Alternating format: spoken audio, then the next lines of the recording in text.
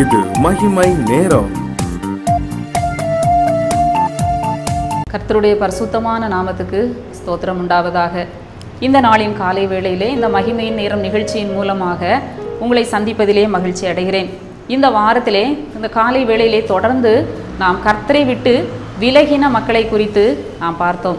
அது மட்டுமல்ல, கர்த்தரை தேடினவர்கள், கர்த்தரை விட்டு விலகாத மக்களையும் குறித்து நாம் தியானித்தோம். இந்த நாளிலே தாவீதை குறித்து நாம் தியானிக்க இருக்கிறோம். சங்கீதம் 119 102 வசனத்திலே, நீர் எனக்கு போதித்திருக்கிறபடியால் நான் உம்முடைய நியாயங்களை விட்டு விலகேன், நான் உம்முடைய நியாயங்களை விட்டு விலகேன், நான் உம்மை விட்டு விலகேன். தாவீது ஆண்டவரை பார்த்து சொல்லுகிறார், நான் உம்முடைய நியாயங்களை விட்டு விலகேன், ஒரு நாளும் ஆண்டவரை நான் உம்மை விட்டு விலக மாட்டேன் என்று சொல்லி அவர் சொல்கிறார். தாவீதின் வாழ்க்கையிலே எத்தனையோ உபத்திரவங்கள் அவருக்கு தொடர்ந்து அடுத்தடுத்து அவருடைய வாழ்க்கையிலே பிரச்சனை வந்து கொண்டே இருந்தது. சிறு வயதிலிருந்தே அவருடைய வாழ்க்கை ஒரு பிரச்சனைக்குரிய வாழ்க்கையாகவே இருந்தது. போராட்டங்களையும் நெருக்கங்களையும் அவர் சந்தித்து கொண்டே இருந்தார். அப்படிப்பட்ட சூழ்நிலையிலும் கூட தன்னுடைய நெருக்கங்கள், பிரச்சனைகள் ஒவ்வொன்றிலும் ஆண்டவர் தாவீதோடு கூட இருந்து தாவீதை வழிநடத்தி கொண்டே ஆண்டவர் வந்தார். இறுதியாக சவுலின் கையிலிருந்து, இன்னும் எத்தனையோ பிரச்சனை, கோலியாத்தினுடைய கையிலிருந்து, ஒவ்வொரு சத்துருவின் கையிலிருந்தும் தாவீதை ஆண்டவர் விடுவித்து ஆண்டவர் கொண்டு வந்தார். அவர் ராஜாவாக உயர்த்தப்பட்டார். அப்பொழுதும் அவருடைய வாழ்க்கையிலே அவருக்கு உபத்திரவங்கள், சோதனைகள் வந்தது. அவருடைய முதல் மகனான அம்னோன், அவன் என்ன செய்யப்பட்டான்? அடித்து கொல்லப்பட்டான். தாவீதுடைய காலத்திலேயே தன்னுடைய முதல் மகன் அம்னோன் அப்சலோமால் அவனுடைய வேலைக்காரர்களால் அடித்து கொல்லப்பட்டான். தாவீது மிகவும் துக்கப்பட்டான். அவனுடைய முதற் பேரான குமாரன். அடுத்ததாக அப்சலோம், அவனும் என்ன செய்யப்பட்டான்? அடித்து கொல்லப்பட்டான். இப்படி ஒவ்வொரு சந்தர்ப்பத்திலும் இழப்புகள், தன்னுடைய பெற்ற பிள்ளைகளை அவன் இழக்கும் பொழுது அவன் வேதனைப்படுகிறான். பெற்ற பிள்ளையால் துரத்தப்படுகிறான். அப்பொழுதும் தாவீது என்ன செய்கிறான்? வேதனைப்படுகிறான். வெறுங்காலால் ஒலிவமலையின் மேல் அழுது கொண்டு தன்னுடைய முகத்தை மூடிக்கொண்டு அவன் அழுது கொண்டு போனான் என்று சொல்லி நாம் வாசிக்கிறோம். அந்த அளவுக்கு ஒரு ஆண் அழுகிறது ரொம்ப ஒரு அபூர்வமான காரியம். ஆனால் இவன் என்ன செய்கிறான்? சத்தமிட்டு அழுகிறான். அது மாத்திரமல்ல, அந்த உபத்திரவ நேரத்திலேயே சீமேயி அவனை தூசிக்கிறதை நாம் பார்க்கிறோம். ஒரு அற்பமான மனுஷன் சீமேயி தாவீதை தூஷிக்கிறான். அவன் நம்ம கல்லை எடுத்து எறிகிறான், மண்ணெளி போடுகிறான். பேலியாளின் மனுஷனே, இரத்த பிரியனான மனுஷனே, தொலைந்து போ, நீ சவுலின் ராஜ்யபாரத்தை அபகரிச்சா, இன்னைக்கு உன் ராஜ்யபாரத்தை கர்த்தர் என்ன செய்தார்? பிடுங்கி கொண்டார். இப்படியெல்லாம் தூஷணங்கள். ஆனாலும் கூட ஒரு இடத்துலையும் தாவீது என்ன செய்யல? கர்த்தரை விட்டு விலகவில்லை. ஒரு பிரச்சனை வரும் பொழுது தாவீது கர்த்தரிடத்துல தான் போய் என்ன செய்வார்? விசாரிப்பார். ஆண்டவரே, நான் இதை செய்யலாமா? நான் இங்கே போகலாமா? அடுத்து நான் என்ன செய்யணும்? இப்படி கர்த்தரிடத்திலே விசாரித்து தன்னுடைய காரியங்களை எல்லாம் அவர் என்ன செய்தார்? அவர் கொண்டு வந்து கொண்டிருந்தார்.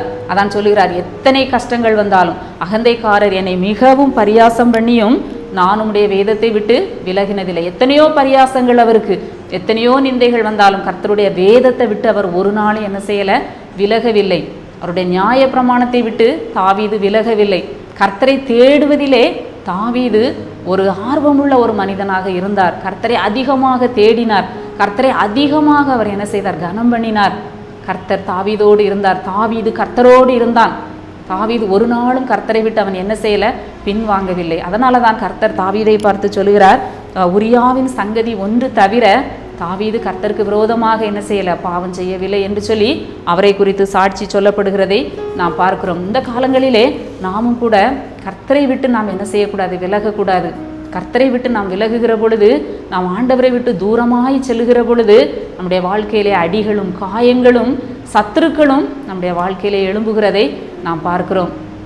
எந்த இடத்துல கர்த்தர் இல்லையோ அந்த இடத்துல ஆண்டவருடைய பிரசன்னம் குறைந்து போகும். ஜெபம் எங்கே குறைகிறதோ அங்கே ஆண்டவருடைய பிரசன்னம் குறைஞ்சிரும். எங்கே ஜெபம், வேத வாசிப்பு இல்லையோ அங்கே ஆண்டவருடைய மகிமை குறைந்து கொண்டே செல்லும். ஜெபம் இல்லாத ஒரு வாழ்க்கை எண்ணெய் இல்லாத ஒரு திரியை போன்றது என்று சொல்லி ஒரு புத்தகத்தில் வாசித்தேன். ஜெபம் இல்லாத ஒரு வாழ்க்கை எண்ணெய் இல்லாத ஒரு திரியை போன்றது. அந்த திரியில் எண்ணெய் இல்லைன்னா கொஞ்ச நேரம் எரியும், பிறகு அது அணைஞ்சிரும். அதுபோல் நம்முடைய வாழ்க்கையிலே ஜெபம் இல்லை என்று சொன்னால், தேவனை தேடக்கூடிய உணர்வு நமக்கு இல்லை என்று சொன்னால் நம்முடைய வாழ்க்கை ஒரு அணைந்து போகிற வாழ்க்கையாக இருக்கும். இந்த தாவீதின் வாழ்க்கையை நாம் பார்க்கிற பொழுது எந்த நெருக்கம் வந்தாலும் கர்த்தரை விட்டுவிடவில்லை. கர்த்தரை தேடுகிறார். கர்த்தரை பாடுகிறார், கர்த்தரை நோக்கி கெஞ்சுகிறார். நான் கர்த்தரை தேடினேன், அவர் எனக்கு செவி கொடுத்து என்னுடைய எல்லா பயத்துக்கும் என்னை நீங்களாக்கி விட்டார். ஒரு இடத்துல கூட முறுமுறுக்கலை, ஆண்டவரை குறை சொல்லலை தாவீது. நான் உண்மையாயிருந்தேனே, நான் பரிசுத்தமாய் வாழ்ந்தேனே, ஏன் எனக்கு இந்த உபத்திரவம் என்று சொல்லி அவர் முறுமுறுக்கவில்லை, பின்வாங்கவில்லை. மீண்டும் மீண்டும் அடுத்த கட்டத்திற்கு அவர் என்ன செய்தார்? முன்னேறி சென்றார். காரணம், தாவீது தேவனோடு இருந்தார். அவருடைய நியாயங்களை விட்டு அவர் விலகவில்லை. அவருடைய நியாய பிரமாணத்தை அவர் கெட்டியாக பிடித்திருந்தார். இப்படி தாவீதின் வாழ்க்கையிலே எப்படி தாவீது ஆண்டவரை பிடித்து கொண்டார்? நாமும் கூட இந்த தாவீதின் தேவன், அந்த தாவீதை ஆண்டவர் கனம் பண்ணினார். அந்த தாவீதை ஆண்டவர் என்ன செய்தார்? தாவீதின் குமாரன் என்று சொல்லி தன்னை தாழ்த்தி தாவீதை ஆண்டவர் உயர்த்தினார். தாவீதின் குமாரனாகிய இயேசு கிறிஸ்து, தாவீதின் சந்ததி, இப்படியாக அந்த தாவீதை ஆண்டவர் கனம் பண்ணினார். நாமும் கூட கொடுத்த வாழ்க்கையிலே, கிறிஸ்தவ வாழ்க்கையிலே போராட்டங்கள், உபத்திரவங்கள், நெருக்கங்கள் வரும்பொழுது கர்த்தரை விட்டு விலகாதபடி, அவருடைய வேதத்தை விட்டு விலகாதபடி, அவருடைய ஆலயத்தை விட்டு விலகாதபடி, அவருடைய நியாய பிரமாணத்தை விட்டு நாம் விலகாதபடி நாம் ஜாக்கிரதையாக இருக்கிற பொழுது தாவீதின் தேவன் அந்த கிருபையை நமக்கும் கொடுக்கிறார். அது மாத்திரமல்ல, எந்த இடத்திலே ஆண்டவர் இல்லையோ அந்த இடத்திலே அவருடைய மகிமை குறையும். ஒரு புத்தகத்தில் வாசித்த பொழுது ஆண்டவருடைய பிரசன்னம் குறைகிறது. இன்னும் கூட ஆண்டவருடைய வார்த்தையை நாம் அதிகமாக தியானிக்கிற பொழுது அவருடைய பிரசன்னத்தை நாம் அதிகமாக உணர்கிறோம். ஜான் வெஸ்லி என்று சொல்லக்கூடிய ஒரு பெரிய தேவ மனிதருடைய வாழ்க்கையிலே அவர் தன்னுடைய சாட்சியை இவ்வாறு சொல்கிறார். அவர் ஒரு ஹாஸ்டலில் தங்கி படித்த பொழுது அவருடைய தாயார் அவருக்கு கடிதம் எழுதுவார்களாம். அந்த கடிதத்திலே அடிக்கடி அவருக்கு அந்த ஆலோசனைகளை எழுதுவார்களாம்.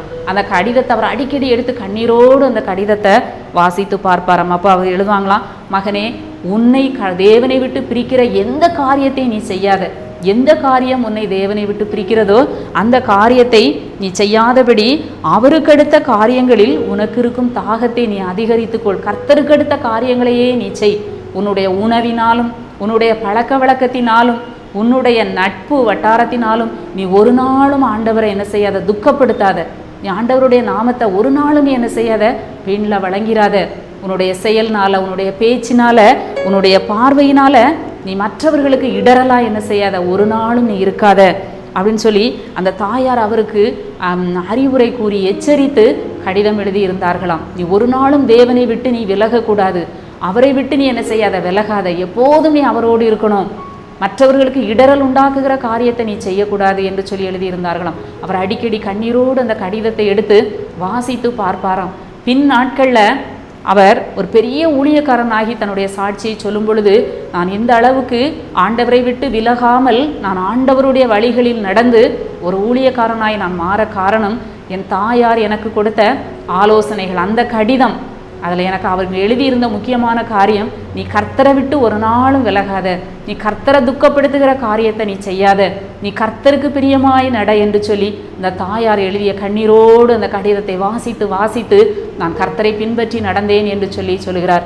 நாமும் கூட இந்த காலங்களிலே நாம் கர்த்தரை பின்பற்றி நடப்போம். தாவீதை போல உபத்திரவங்கள், பாடுகள் வந்தாலும், நெருக்கங்கள், சோதனைகள், நிந்தைகள், அவமானம் வந்தாலும் அழைத்த கர்த்தர் உண்மையுள்ளவர் என்று சொல்லி அவருடைய நியாயத்தை விட்டு, அவரை விட்டு, ஜெபத்தை விட்டு நாம் விலகாதபடி நம்முடைய உத்தமத்திலே நாம் உறுதியாய் நிலை நிற்கிற பொழுது நிச்சயமாக தாவீதை கனப்படுத்தின ஆண்டவர், தாவீதை ஆசீர்வதித்த ஆண்டவர் நம்மையும் உயர்த்தி கனப்படுத்துவார், நித்திய ஜீவனை நமக்கு கொடுப்பார் என்பதிலே சந்தேகம் இல்லை. முடிவு பரியந்தம் அவருடைய கற்பனைகளை கை கொண்டு நாம் வாழுகிற பொழுது ஆண்டவருடைய ஆசீர்வாதம் இம்மையிலும் பரலோகத்திலும் நமக்கு உண்டு என்பதை மறந்துவிடக்கூடாது. தாவீது மறைந்தாலும் இன்றும் கூட நம்முடைய ஜெபத்திலே தாவீதின் குமாரனாகிய இயேசுவே, தாவீதின் குமாரனே எங்களுக்கு இரங்கும் என்று சொல்லி அந்த தாவீதை குறித்து தான் நாம் ஆண்டவரை புகழுகிறோம். ஆண்டவர் தாவீது ஒரு நாளும் கர்த்தரை விட்டு விலகாதபடி வாழ்ந்தது போல நாமும் கர்த்தருக்கு பிரியமாய் வாழ்வோம். எங்களை நேசிக்கிற நல்ல ஆண்டவரே, இந்த நல்ல நாளின் காலை வேளைக்காக உம்மை துதிக்கிறோம், உம்மை ஸ்தோத்தரிக்கிறோம். ஆண்டவரே, தாவீதின் வாழ்க்கையின் மூலமாக ஆண்டவரே எங்களுக்கு கற்றுக் கொடுத்த நல்ல கிருபைக்காக உமக்கு நன்றி செலுத்துகிறோம். ஆண்டவரே, அகந்தைக்காரர் என்னை மிகவும் பரியாசம் பண்ணியும் நான் அவருடைய வேதத்தை விட்டு விலகவில்லை என்று தாவீது சொல்கிறார். ஆண்டவரே, முடிவு பரியந்தம் ஆண்டவரே உம்முடைய சாட்சியை காத்து நடக்க எங்களுக்கு பலன் தாரும். உபத்திரவம், கஷ்டங்கள் எங்களை உம்முடைய அன்பை விட்டு பிரிக்காதபடி காத்துக்கொள்ளும். இந்த நாள் முழுவதும் உங்கள் கிருபையின் பிரசன்னம் எங்களை தாங்கி வழி நடத்தட்டும். மீட்பர் இயேசு கிறிஸ்துவின் மூலம் ஜெபிக்கிறோம் நல்ல பிதாவே, ஆமேன்.